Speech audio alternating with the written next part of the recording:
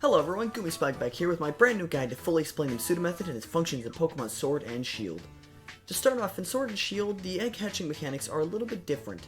Unlike Generation 7's busted egg determining factor, no longer being a thing, hatching is now purely RNG, instead of being determined when you place the parents in the daycare. This means you can no longer manipulate and get the shiny you want by spamming the easy hatches, knowing the seed your shiny would spawn on. With the removal of this terrible engine, the pseudo method became a lot easier, with many different ways to actively hunt and work on getting these precious Pokemon fast and effectively. With the new game engine comes new possibilities and new ways to hunt to make your life easier when hatching eggs. The pseudo method is a 1 out of 683 chance without the shiny charm, and a 1 in 512 chance with a shiny charm.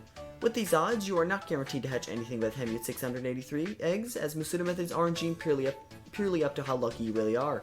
However, in order to do the Masuda method, you're going to need a couple of things. Get any kind of foreign parent.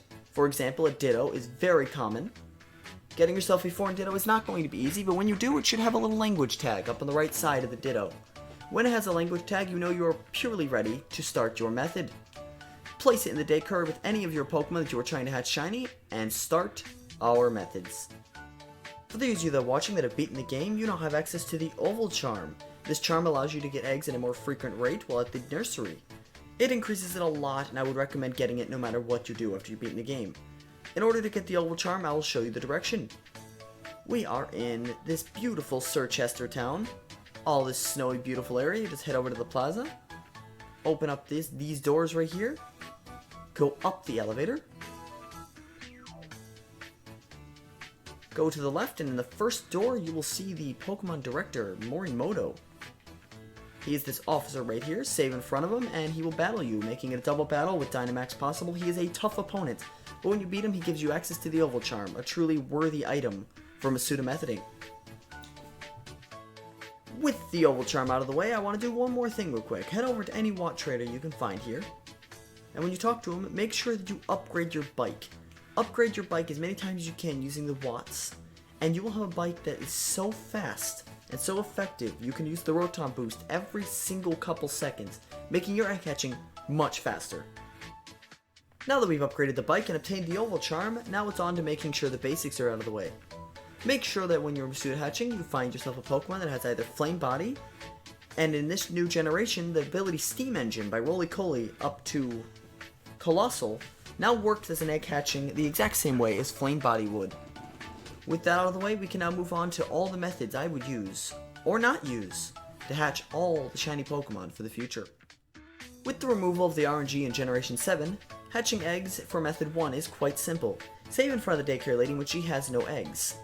Collect a batch of eggs, or as many eggs as you possibly want, and as soon as you're done with that, hatch them all, depending on how many you want to do.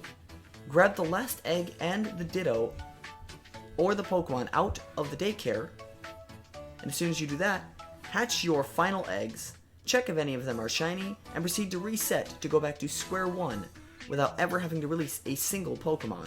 This is by far going to be the most simple method and probably the preferred method for everyone who didn't know you could actually do this. Method number 2 is a unique one that Derek and I thought of ourselves. It's the easy one box process. First off, you start by collecting a bunch of eggs, and you store 30 eggs into one box, and you pull them out in a group of 5. For example, with these Goomies hatched, and those eggs in the PC, you would proceed to release these Pokemon, one by one. It's still a releasing process, but it's a lot easier than going through box after box. And as soon as you release all 5 of these Goomies, you can use a simple little method to grab the eggs out that should make everyone's lives a little bit easier in the process. Hit your Y button twice to collect multi-select, click on an egg, grab them by rows of 5, and put them in your party for hatching.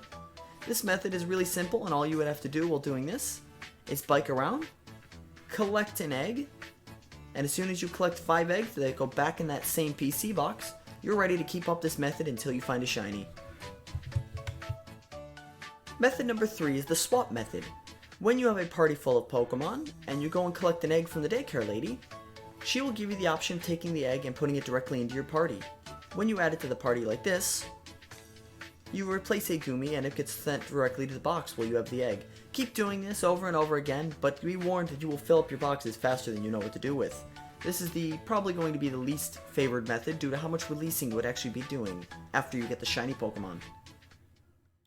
Using any of the previous methods is probably a good way to eventually net you any shiny you want during your adventures during Pokemon Sword and Shield. Well, that's all I have for you guys today. If you found this helpful and you want more guides from me and my brother, make sure you drop a like and comment. As always, have a wonderful, Goomy-filled day.